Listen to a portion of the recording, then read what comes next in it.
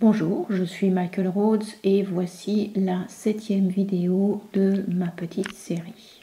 Ce dont je voudrais vous parler aujourd'hui, c'est le point que nous avons atteint de la croisée des chemins. En tant qu'humanité, cela fait 200 000 ans que nous sommes poussés vers l'avant. Certains intéressés par la question « Qui suis-je » et d'autres par « Combien est-ce que je peux gagner ?» Nous avons donc avancé dans différentes directions avec différents types de focalisation. Certains ont choisi la voie de l'intellect, d'autres la voie matérialiste. Peu ont choisi la voie de l'intelligence ou de la sagesse. Mais peu importe la manière, cela fait très longtemps que nous sommes sur ce chemin. Et maintenant, nous sommes arrivés à un point où nous sommes un peu comme dans une ornière. Nous grandissons en termes intellectuels, mais nous ne grandissons pas pour atteindre notre plein potentiel.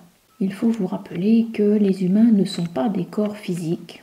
Nous sommes des âmes immortelles dans des corps physiques. Et nous avons tendance à oublier cette immortalité. Le fait que nous soyons des êtres éternels, nous avons tendance à oublier ça. Et si vous êtes éternel, sérieusement, de quoi pouvez-vous bien avoir peur ? Et pourtant, nous sommes une espèce qui est littéralement envahie de peur. En ce moment, nous sommes en plein milieu d'une pandémie qui s'appelle Covid-19. Alors, elle est là et je ne suis pas en train de la rapetisser, de la prendre pour rien. Mais en réalité, c'est une pandémie de peur et la peur, ça ne marche pas pour nous. Cela ne peut pas nous emmener là où nous avons envie d'aller. Alors nous sommes là en route sur ce chemin et au fur et à mesure du temps, nous avons probablement fait grandir la peur au lieu de la diminuer. Et nous avons atteint la croisée des chemins. Très honnêtement, je pense que l'humanité n'a aucune idée que nous sommes arrivés à la croisée des chemins. Alors je vous suggère, si vous écoutez ceci, que vous vous arrêtiez. Parce que collectivement, en fait, le Covid-19 nous a tous arrêtés. Bien sûr, il y en a qui vont continuer à errer, mais nous avons tous été contraints de faire une pause. Nous avons tous été obligés de stopper et d'entrer dans cette forme d'isolement. Nous avons été séparés les uns des autres, ne pouvant pas nous connecter de la manière dont nous avons l'habitude. Et pour moi, en fait, ce Covid-19 est un très grand cadeau qui nous dit « arrête-toi ». Ralentis, entre dans ce distancement social. Peu importe ce que cela prend finalement, ça consiste à s'arrêter, à ralentir et à regarder autour de soi. Et puis à se poser la question, et qu'est-ce que je sais de la vie ? Est-ce que ce n'est que cette espèce de routine dans laquelle je suis embourbée ? Ou bien y a-t-il quelque chose de plus dans la vie ? Alors vous vous arrêtez, vous faites une pause et vous regardez autour de vous. Et puis vous prenez quelques profondes inspirations. Et puis vous vous souvenez, peut-être bien que je suis un être immortel. Peut-être bien que je suis une âme avec un corps et pas un corps qui a une âme. Et en tant qu'âme avec un corps, où est-ce que je vais ? Qu'est-ce que je faisais ? Si j'ai gagné beaucoup d'argent, est-ce que je vais l'emporter avec moi ? Ou bien est-ce que je vais devoir le laisser derrière moi ? Mais si j'ai acquis beaucoup de sagesse et que j'ai grandi en conscience, est-ce que je vais emporter ça avec moi ? Alors la réponse est oui, effectivement. Cela, on ne le laisse pas derrière soi, on l'emporte avec soi.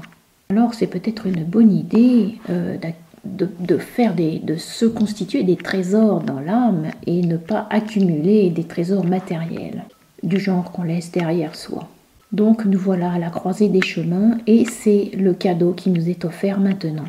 Nous pouvons nous arrêter là et regarder autour de nous. Si vous voulez continuer tout droit et traverser cette croisée des chemins, alors c'est parfaitement votre droit. Fondamentalement, cela veut dire encore plus de la même chose. Alors vous continuez à vous réincarner en faisant toujours plus de la même chose. Et c'est parfaitement acceptable, il n'y a rien de mal ni de faux là-dedans. Il n'y a aucun jugement et aucune critique dans cette option-là. Vous pouvez aussi tourner à gauche, mais ce n'est pas un choix, c'est quelque chose d'automatique.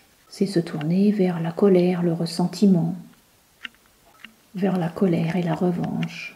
Ce sont des gens qui pensent qu'on peut gagner, qui peuvent entrer en guerre pour des causes, qui vont exprimer du ressentiment. Alors c'est possible d'aller par là, mais moi je ne vais pas y aller. En fait, il y a un certain nombre de gens qui prendront cette direction à gauche, mais je pense que la masse des gens, en fait, ira tout droit. Alors, vous pouvez aussi tourner à droite, parce que, ben voilà, à la droite, je pense que c'est le bon choix. En anglais, le mot right, la droite, ça veut dire aussi c'est juste. Donc, ce serait le côté juste. Et il y a une forme de jeu de mots en anglais ici qui est intraduisible en français. Si vous tournez à droite, vous tournez vers l'amour. Vous aimez vous-même comme une forme d'acceptation inconditionnelle. Une reconnaissance que vous êtes un être immortel. Que vous êtes un être d'éternité. Une reconnaissance que cela doit vouloir dire quelque chose, cela a du sens. Donc vous prenez une toute nouvelle direction et vous créez une nouvelle focalisation. Alors ce n'est pas une direction religieuse, car la direction religieuse a tendance à faire partie du plus de la même chose. C'est en fait la direction d'une focalisation spirituelle, de prendre conscience de sa propre spiritualité. Et pour moi, spiritualité, c'est un mot qu'on peut échanger indifféremment avec le mot métaphysique. Parce que c'est un monde métaphysique, ce n'est pas un monde physique. Le monde physique est une illusion et la physique quantique nous le dit très clairement aujourd'hui. C'est une illusion créée par le cerveau, par l'esprit, par le mental. Et cela a un but, et ce but est bon, car nous avons besoin d'avoir cette connexion physique avec notre monde. Vous êtes peut-être déjà posé la question, pourquoi dois-je avoir un corps physique si je suis un être métaphysique ? C'est tout simplement parce que le corps peut manifester ce sur quoi vous vous focalisez. Si vous vous tournez, si vous vous focalisez sur la colère, sur la violence, eh bien votre corps va le manifester sous forme de maladie.